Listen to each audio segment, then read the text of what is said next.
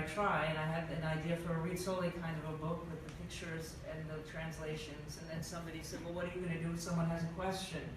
So I sort of coyly said, well, that's their problem, not mine, but I had the first question, and it was my problem. And from that very first question, through the fact that I hadn't really listened in history class and had no real awareness that I was the child of a surviving refugee for some strange reason, the floodgates opened, and I just wanted to know more, little by little by little. Yeah, and the floodgates open. I mean, I think that's kind of a marvelous metaphor and a way to see things in terms of one's call to action and writing and continuing the story of Never Let Us Forget, especially in terms of today being January 27th. I want to also kind of talk about this book as breaking stereotypes of survivors, right? I mean, I do a lot of, as Nina knows, I teach Holocaust studies at Manhattan College. There's sort of this stereotype that survivors were kind of inactive, they kind of fell like cattle, that they had no call to action or morality. But here we find in this book this wonderful man who basically defies the stereotype of the survivor. And not only that, but we also see him call to action, but take the perpetrators to justice. And that is a sort of a marvelous story. I mean, other stories about Ernst Michel, who becomes, you know, a journalist, but here is a man who really, really wants to turn things around at that very moment. And I think that is the brilliance of looking at the Holocaust in different ways, different perspectives, and creating narratives of strength and resistance, which is what gives us all courage every day. So if you want to speak to what that means for you to see that as your father and the discovery of that as you were discovering these letters. It was the Pandora's box that just kept on giving from one generation to the next, literally, from meeting people and meeting survivors who came simply from a photograph that he took from of the Hanukkah party he threw in Gemunden on the first Hanukkah after the war. And what he had done, and I can read part of that later, is that he decided that he wanted to raise not money but care packages. And so he appealed to everybody to do that, to Eleanor Roosevelt, to family, to friends.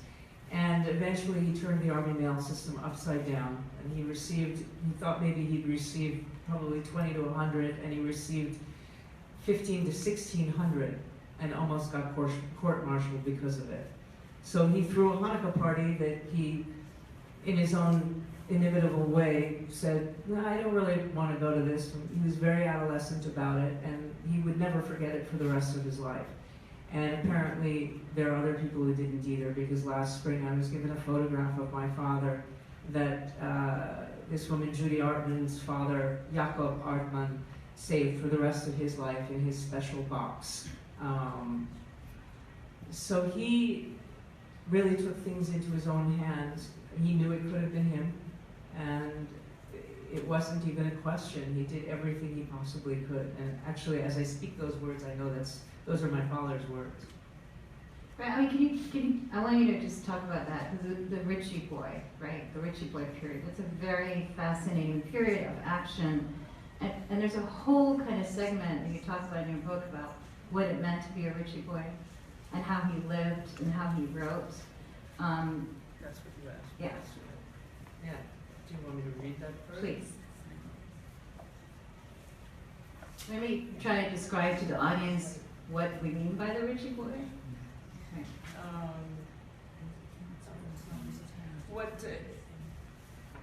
What a Ritchie boy was the precursor to the CIA. And they didn't know what to do with these kids when they arrived, these refugees. They were all shapes and sizes, but they certainly weren't your average American soldier. And somebody finally realized that these were the kids who knew the enemy the best. And so they formed Camp Ritchie, and my father eventually went there. It was a very rigorous intelligence training center. And all they wanted to do like any child, was to go home again, because loss is like a fingerprint. You never quite, lose that feeling of loss. And they were an incredible group of people, and so my father grew up to be this an intelligence officer who vetted war criminals and vetted SS officers, and some of the stationery that he wrote on is even Nazi stationery, Nazi letterhead. Do you want to read that part? I just love that. It's on 177 to 178.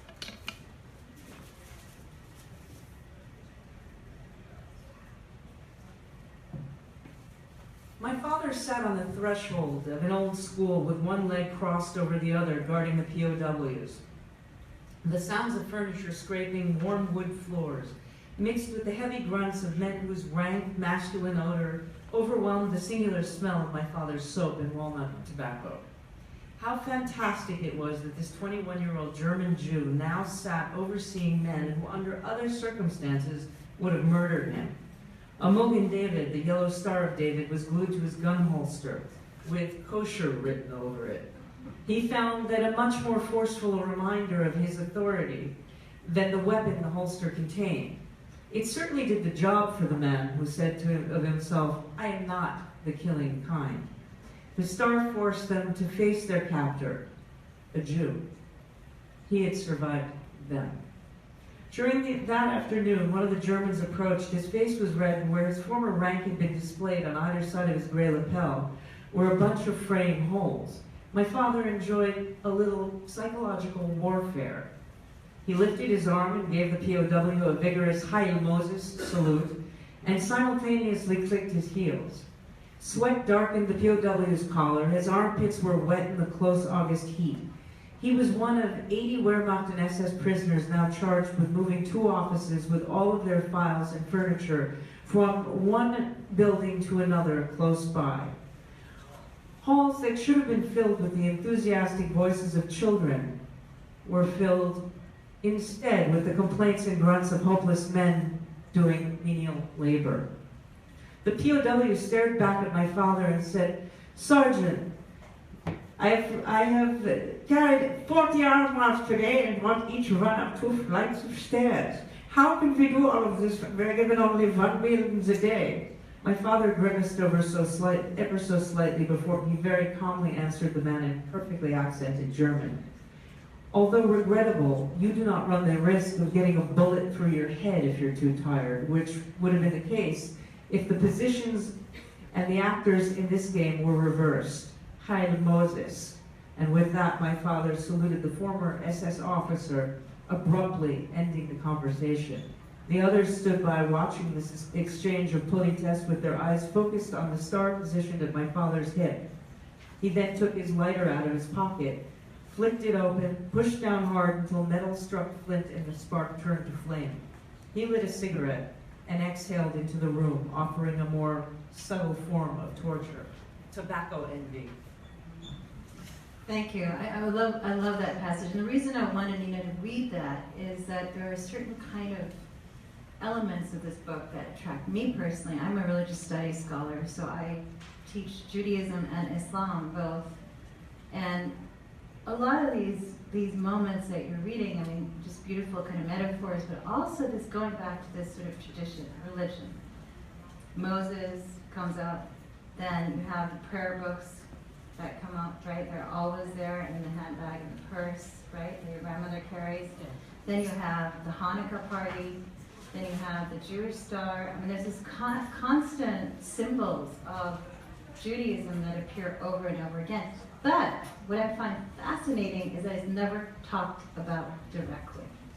Never, because my father was a staunch atheist, and he questioned religion and the veracity of organized religion every single step of the way, and probably every day in a way. And the only time that I ever heard my father speak about God was as he was flying in an airplane the first time when he took off, and he was returning to Europe, and he was flying over New York and the planetarium, looking down, and I couldn't believe what I read. And that's the only time in my life, and it's only in the letter, ever. Yeah, again, I find that fascinating because I think in terms of Holocaust stories, World War II, and when you read narratives by Jews, not just even survivors or those who are victimized, you don't really deal with religion at that time, at that moment. You do post-Holocaust, right? I mean, Wiesel's sitting on the shelf. Wiesel comes out and he is more religious and more pious, but also questions that. So I think there's a very interesting tension. And I wonder if that tension is there because you were persecuted, because you are Jewish. Well, he grew up with an Orthodox father, and one of the most amazing treasures, I think, is it may very well be the most important letter in the collection, and you can all see it online and also in the book. And he returns to Brussels, and he on Christmas Day of 1945, symbolic in and of itself, and he eventually gets back my family's things, and he goes to great lengths to get them back, and he takes them to the Joint Distribution Committee office, which is behind the Grand Synagogue in Brussels, and he opens it up and he goes through, and all of a sudden he sees something sticking out, and it's his bar mitzvah stationery with his monogram on it, from whence he came. And it's very, very powerful, because that letter, more so than the Nazi stationery, which is hilarious in its own way and fabulous what he did with it, it's that letter taken from a place that now has a UN office in it, and a description of what happened to the people in that building, some of the people, some of the Jews who were interviewed by the Gestapo. And the Belgians, as we know, destroyed a lot of their records. So it's a very, very important record of that time. All right, I want to kind of move towards more. Now you mentioned the UN and letters, and I want you to go to a specific letter in your book that was written to Eleanor Roosevelt. And he says also something like the Jews are the scourge of the world, that they are the menace. And the reason I'm mentioning that is that it was in the headlines, right? So we think of our social media and we see things in our media and our newspapers, and we look at it and we say, oh, okay. So at that time you had newspapers that were already talking about Jews being a problem. Even their suffering was a problem in these papers. And I asked this question because they were somehow, it was okay to mistreat them because they were a menace. But at the same time, Walter Wolff was writing to officials, pointing out, why is it that the Jews are suffering more than others, even in terms of refugees?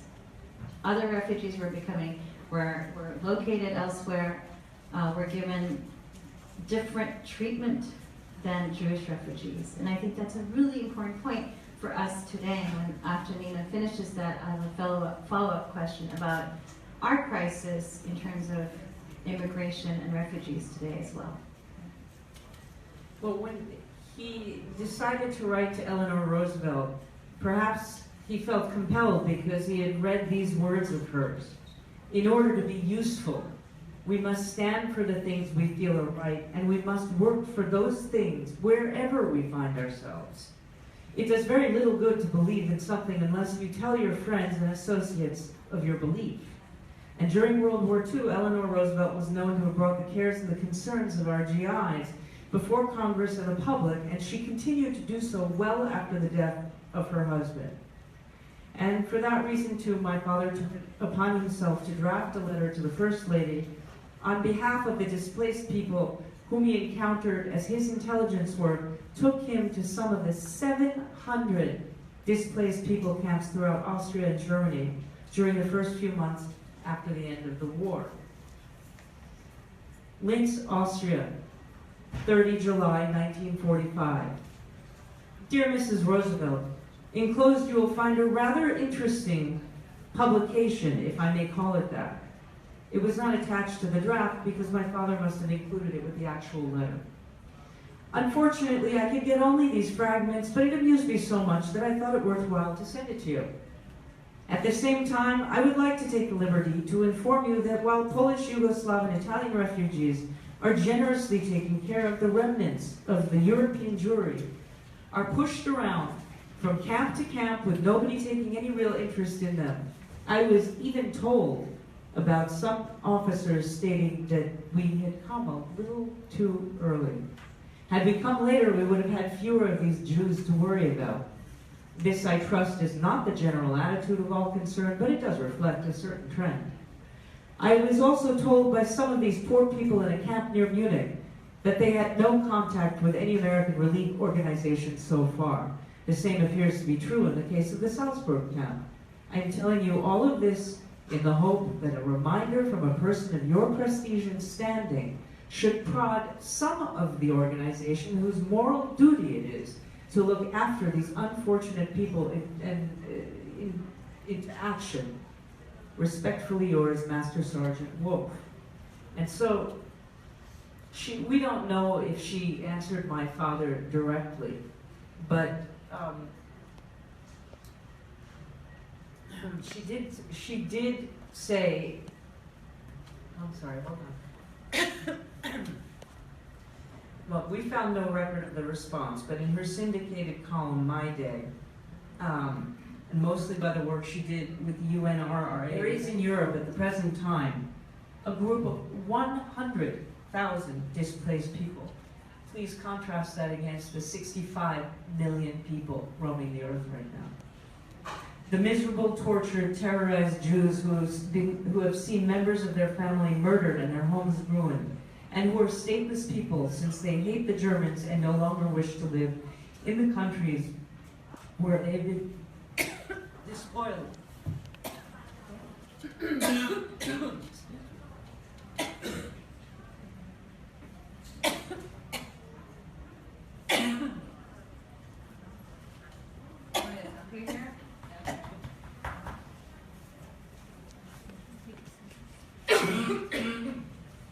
Excuse me.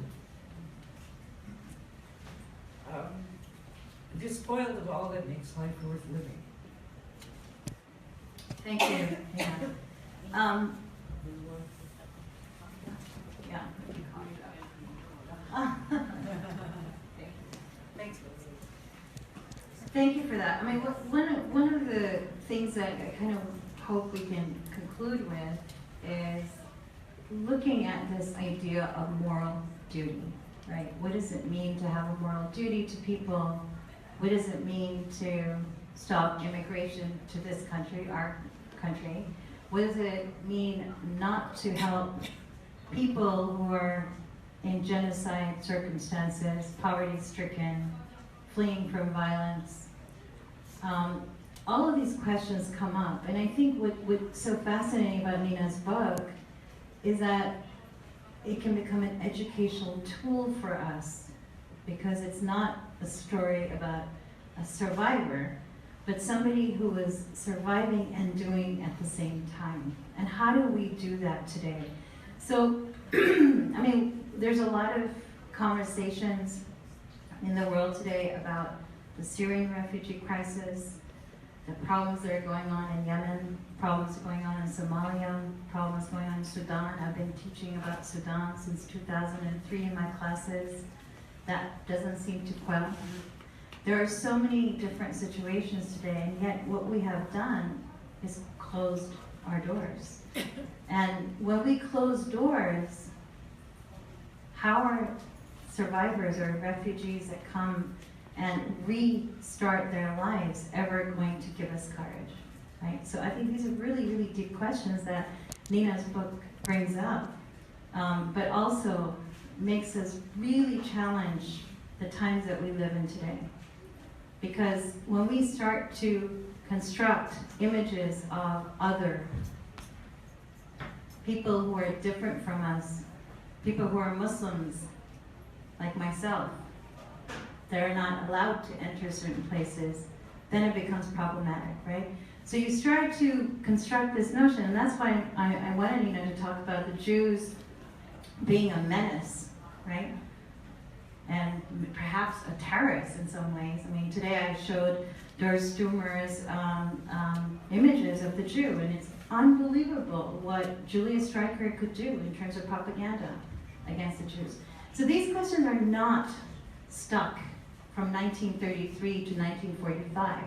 These questions are relevant today, otherwise we wouldn't be teaching the Holocaust. Otherwise, she wouldn't be writing books like this. Otherwise, Walter Wolff would not have survived to kind of give these letters to his daughter. And I want us to just think about that in terms of we shall never forget, but we shall also act because we shall never forget. The reason I was looking at my phone was that a little earlier, and I don't see it right now, but the AP flashed something across my phone that said, to the effect that the Trump administration is now reacting to the refugee crisis and closing doors, something to that effect. And I don't see it right now, but I'm sure we'll all see it on the news later. And I've been told time and time again by those people who have read this book that somehow it should be used as an educational tool everywhere, which is a big honor. But it does, having reread this book for the first time in a long time last week, speak to everything that's going on today, one by one, to the refugee crisis. And whether we're talking about the Syrian people or the Yazidis or the different African states, the history rings true. And if we don't bring history forward and have something some kind of fact-checking device, then children will never learn. So we're in this now, this fight for generations. This isn't going to end, magically in the snap of a finger. We have to reach children as they are children and bring them up differently, and not to an audience like us. We're all good people. We all have good children. It's the other people who are at risk, who hear stories they don't read. They hear, and they're prone to extremism because of what they hear, not because of what they read. Thank you so much, Nina. This has been a complete honor and pleasure. I think we have about 15 minutes for questions, right? I want to give her a round of applause here.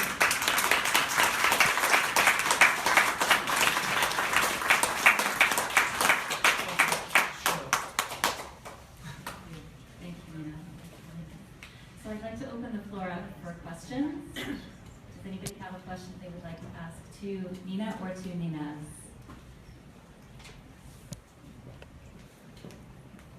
First of all, congratulations on a beautiful story, and both think goodness we're here to write it. So he's lucky to have you as a daughter to share that with all of us. So thank you. Thank you.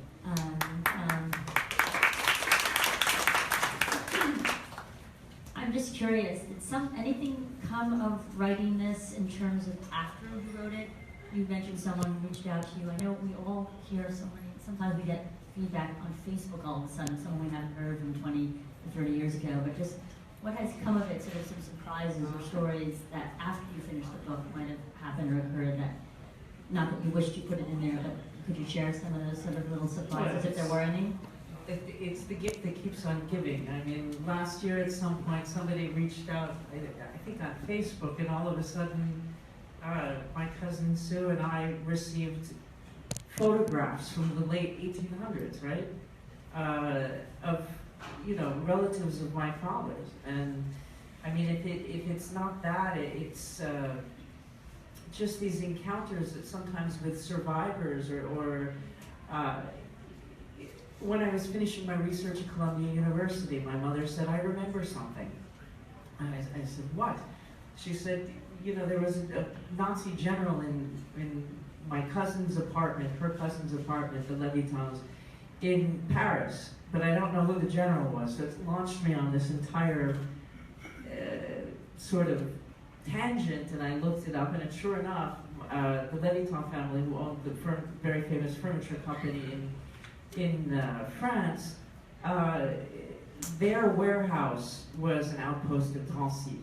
And so one thing led to another, and I spoke to Jean-Marc Dreyfus, who wrote the book, and he put me in touch with a cousin who then called my mother, and they hadn't spoken in 10 years. I mean, it just constant.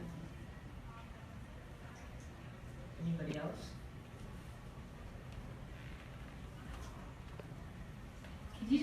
who you are. If you're going to ask a question, please tell us a little bit about who you are, where you're from. My name is Cindy Farkas Lanzrock. I'm actually Farkas, or Farkas in Hungarian means wolf, which I think we had that conversation. But Nina and I connected on that. My family was involved with department stores in New York City, way back. Well, not so far back, but anyway. So we were a family, and we felt that we had some connection on the We had a retail connection. Her family owned Alexander's and my family owned Beaumarchais, so blocks away from each other. So that's sort of the connection, and I'm involved in real estate and art, and she's an artist, so we got together through her art, the art connections on a few levels. Thank you.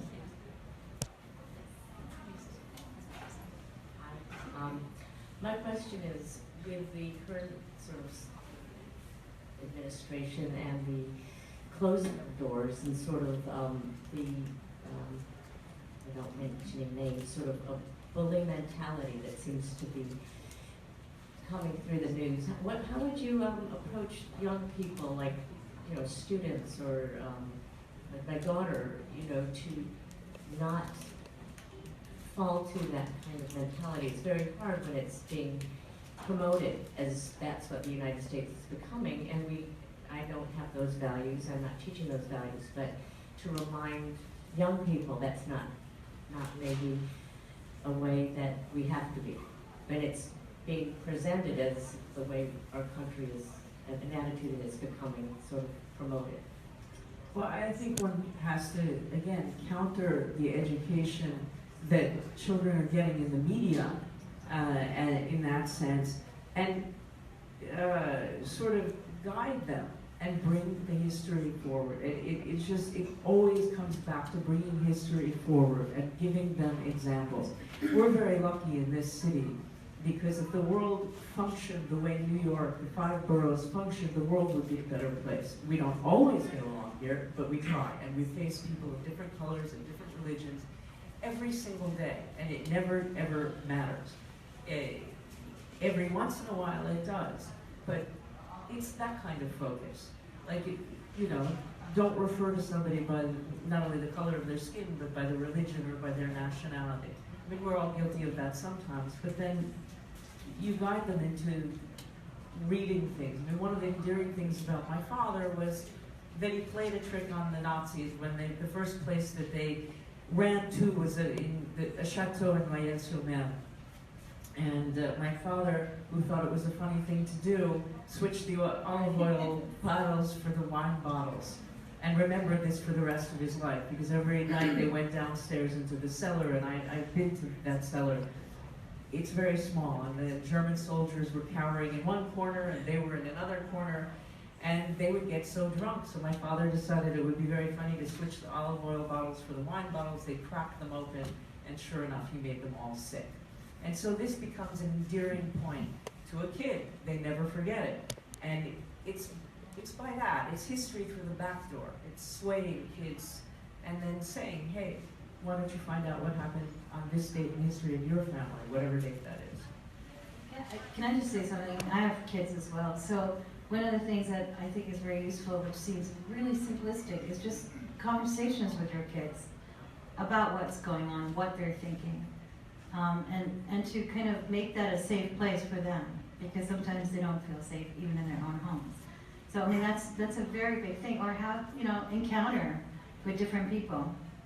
Can I say to you that, I mean, you've been very upset lately, and your daughter has been very upset, and I mean, not to turn the tables, but I think that you should speak about that, because it's been scary. Yeah, I mean, I have a 9-year-old daughter who's been scared that I will be deported because she doesn't understand the language and reforms, and so it's been very hard for me to say, no, I'm a citizen. And she goes, but yeah, but you weren't born here.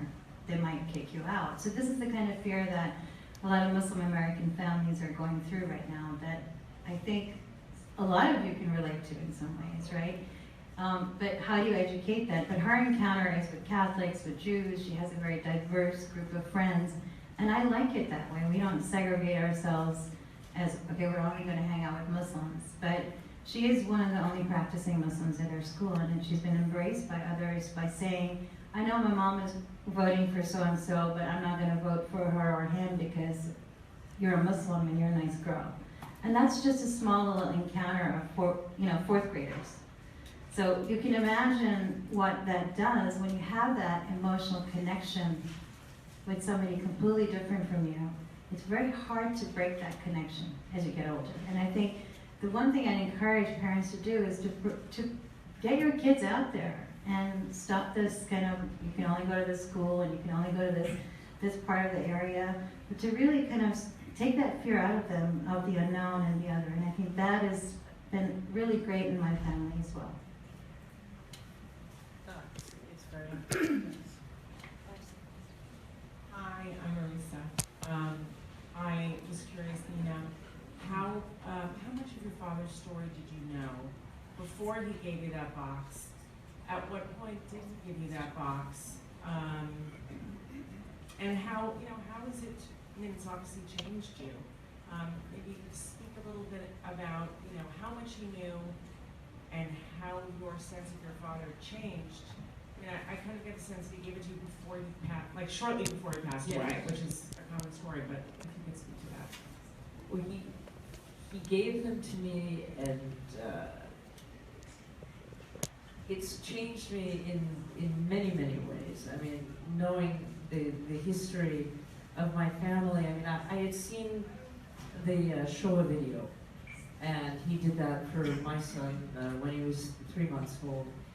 And I knew just about nothing. And what the funniest part of the whole knowing nothing was, I knew 3 tidbits. The olive oil story, sitting on the roof of the car, when the British Army, when they ran into the British Army and they were out of gas. And in fact, I'm wearing my father's watch. This is his bar mitzvah watch. And that's the watch he wore that day. And people slowly would call me and say, your father took me aside and he told me about the Holocaust. He told me some things. And I'd sit there smiling, and I knew it. It was the same 3 tidbits. He never, ever talked about it, except those funny little stories. And the way it's changed me, I through the letters got an education that I never had before. And I think my father would be very proud of the fact that I finally used all my faculties to be able to research this, all of my languages, my architecture education, absolutely everything. And that's changed me as a person. I'm more politically aware. I care about geopolitics 24 hours a day, 7 days a week, when it was not a thought in my head particularly before. And so for the past 10 years, I've spent educating myself. My question was very similar, almost the same question. But I'm wondering, because as I said to you before, my mother was also a Holocaust. She was a hidden child of the Holocaust, and my grandparents escaped from the camps. And I'm wondering, and I'm making a documentary about my mom now, and I'm just wondering, that was my question, was how much you did know before, and also, how did you, because my mom, nobody talked about it either, and how did you fill in the blanks? That's a very good question. How did I fill in the blanks? Because even in the letters, as you'll see in the book, even my editor would say, oh, come on, can it really be? And they were very banal in a way. It's the quotidian life of this young kid going off in the army and fascinated by pineapple juice, ice cream, Coca-Cola, playing tricks on his bikes and getting out of every aspect of work. And so the banality of the letters, it was the silence between the lines. And it was the date at the top, and I started to watch the news and news clips and read the paper. Every time my father mentioned something, I was looking it up. Even if he didn't mention it. Then I was so curious, I would look up the weather of the day. If he said it was wet out, I wanted to know just how wet out it was. If, whatever that was were the details. And one of the most amazing teachers I had during this was that I picked up Wings of War by Herman Wouk. And I recognized the main character's name, Leslie Sloat. And I couldn't quite understand why there would be a recognizable name, and it turned out that this family friend of ours was used by Herman Wouk because they were buddies in the Navy. and one thing led to another, and I just totally got it. It was like having a guide through a book, and I used all of those things writing. That's how I filled in the blank. And at one specific point in Winds of War, one brother says to the other, did you read Time magazine last week? I thought, Time magazine last week, and being terrible at math, I thought about it and I went, wait a minute, that's the week after they arrived to the United States. So I Googled the Time magazine, bought the issue of Time magazine, it arrives and I open it up and sure enough there's an article about the Navalny, the ship on which they arrived. This is my father's second wife, Janet Wolff, who has a question. Yes, with this experience Wait, Janet. writing the book, and with your experience writing the book, and the great interest in the book, are you planning or are you writing another book? I've started the research for another book, and if I could ever write another book, it would be the greatest honor and pleasure I'd ever have. It was the best experience, and it just doesn't stop. It's more and more wonderful.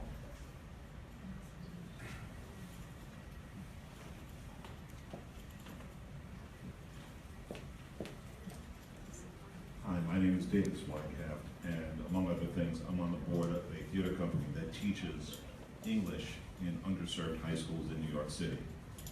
I'm curious, what do you see as the messaging, the lesson, the curriculum that your book can give to kids today?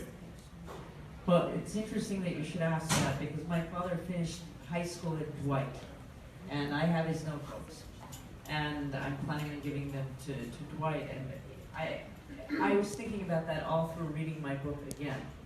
And first of all, the chapter where he, specifically about Dwight, is that just a few months into an American life, he's on his third language, and he delivers a speech in perfect English. And that speech, I probably have read it 30 or 40 times. And every time I read it, I have to go and look something else up about geopolitics and the situation, the war theaters and everything that's going on. But it's more than that. I think that any teacher or anybody reading this book can pick any part that they wish to, or even a date, and have another child look it up. I mean, there's a point at which, during the speech again, my father mentions the UN. It's February and it's 1942. The first time that the UN came to be, not the first time, but the very, very, very beginning, was all sorts of different avenues, I would say. We have time for one more question. Hi. My question is about education. I'm an artist, a sculptor that expresses Holocaust through contemporary art. And I'm inviting high school students. And for my, it was very difficult to invite high school students to my presentation. I tried the Salomon Schechter's school in Westchester. And the parents are very, very afraid to expose the high school students to story about the Holocaust because they are afraid that it will be horror stories.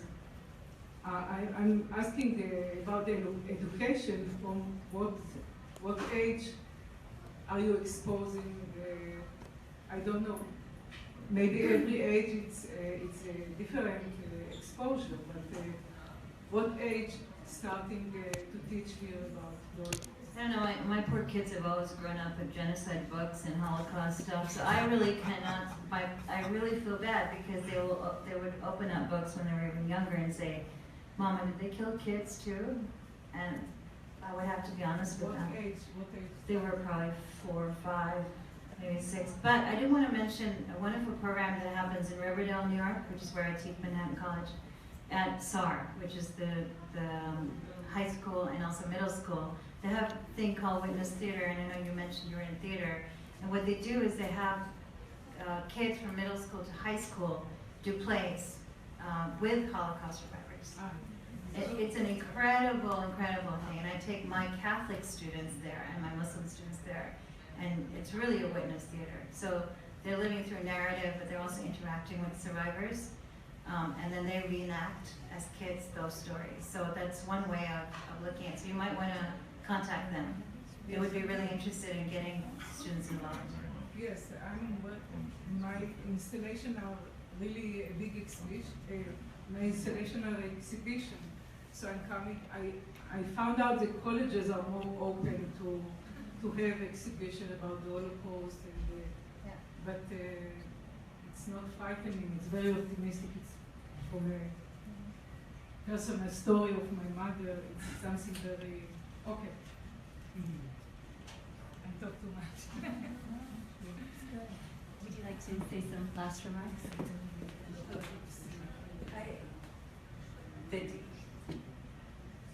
I think that the fact that my father, in some way, as he said, it is a great pity that so few of us live to tell their story and even live to smile about it. And I think a story becomes approachable when you think about, instead of 6 million Jews or 65 million displaced people now, the important thing is to take it down to 1 or to 2, and to explain it in such a way that it's one survivor's story, which knits the quilt of every survivor's story and works against the tide of anti-Semitism, of Holocaust denial. And maybe if we reach out to young people to start with, we can save a life. And if we save one life, we'll save many, many lives. Thank you. Thank you both. I think this was a really inspiring conversation. I appreciate your being here at the United Nations today. It's a very relevant topic today, as you've reminded us on many occasions. I think the topic of education that has been raised by some of you and many times by Nina and by MEHNAZ is particularly crucial today, and I really do thank you for reminding us of that. And Nina, thank you for sharing your father's story with us all. Someday you will understand, maybe someday we will, and hopefully that day is very, very soon. Thank you. Thank you all so much.